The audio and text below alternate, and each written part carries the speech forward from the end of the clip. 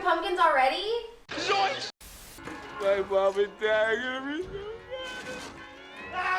Hello everyone, hopefully you're having a lovely evening. I know I'm not. I just got out of the theaters and finished watching Halloween Ends, and to my surprise, this film is somehow worse than Halloween Kills. Where Halloween Kills was at least a fun movie and there's a lot of comedic value in watching it, this film is the complete opposite. It is a drag to watch. This film is so poorly paced and written that you struggle to find any enjoyment out of it. As the culmination to the entire franchise, and at least this little reboot trilogy that follows up the 1978 film, it's kind of insane to see how badly the characters are written and the direction they take with the film. They introduce us to an entirely new character in this film that ends up being the main person we follow throughout. We spend 80% of this movie with a character we've never even met. And not only are the new characters introduced very unlikable, but pretty much everyone in this film is unlikable. And unfortunately, the worst written characters are probably Michael and Laurie themselves. Bringing back the supernatural elements in Halloween Kills was definitely a choice, but what's an even crazier choice is what they chose to do with the supernatural elements in this film. Unfortunately, for most of this film, Michael Myers isn't even in it, and when he is, he's just a decrepit old man who can't do anything. So when Laurie said in the last film that every time he kills, he gets stronger, they literally meant that. Every time he kills, he gets stronger. We see throughout the film,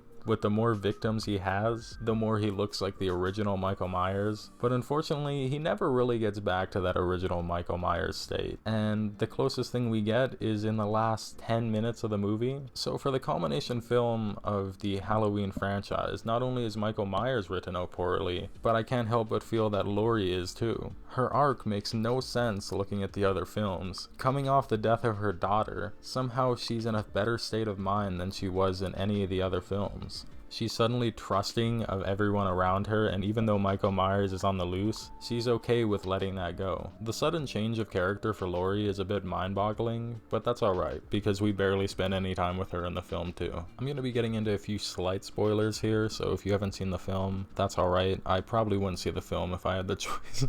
The main person we follow throughout the film is Corey, who we get introduced to at the start in a scene where he's babysitting this little kid of a rich family. It's Halloween night. The kid pranks him by locking him in the attic upstairs. So Corey gets pissed off and kicks open the door, and this kid goes flying down like 3 flights of stairs and dies. I immediately got a shitty feeling, realizing that this is probably what we're stuck with for the rest of the film. The film is written to somewhat sympathize with Corey throughout the film. I mean, he's bullied by 12th graders and the whole town pretty much hates him, but I find it hard to like Corey in any way, even early in the film, especially with that bad boy thing they're doing throughout. The love angle they throw him in is just awful, and the dialogue is something straight out of a 2004 romance movie. There's lines like, "I came here to fix my muffler, but all I wanted was to see you," or something like that. But regardless, we're getting shitty writing like that throughout the film. Besides the shitty romance, Corey's meant to be the next Michael Myers of sorts. It's backing off this shitty arc from last movie about how evil spreads onto others, and I really wish they left that in the past with a lot of other things in that film, but unfortunately they use that as the main arc to this. Somehow when Corey comes in contact with Michael, he has like a supernatural connection, and that's gonna be like that throughout the entire film. Corey just turns full psycho after meeting Michael, and from then on he's basically the main villain of the film. Even when there are cool moments, it would have been so much better if we could have seen Michael doing them, but unfortunately it's all given to Corey. Now normally taking a slower approach and taking time to develop the characters before anything happens turns out to be really good. But when you have very poorly written characters who you can't stand watching, and you have to spend 80% of the time with them before anything happens, it really brings the film down. We really don't see anything happen until the last 30 minutes, especially with Michael Myers. The 1978 film had a similar pace where it was a very slow start, and none of the action really happened until the last act of the movie. However, there was a lot of tension building throughout that film, and it was very intentional intentional from the start that that was the point. Whereas in this film, a lot of the slow build is trying to introduce us to Corey, since we haven't seen any of them up until this point. When the movie does get going though, there are some batshit scenes. Some of the kills are very brutal, sometimes overly brutal just for the point of being a cool kill. There's one kill in particular that I just couldn't believe when I was watching it. Corey goes after this radio host and kills him in the most brutal way possible. He smashes his face into his producer board so many times that his jaw is like falling off his face. The part that made me laugh about it is during this, Corey randomly pulls scissors out of nowhere and just cuts his tongue off. It makes no sense with the context of the scene, and it's clearly just done to be an overly brutal kill.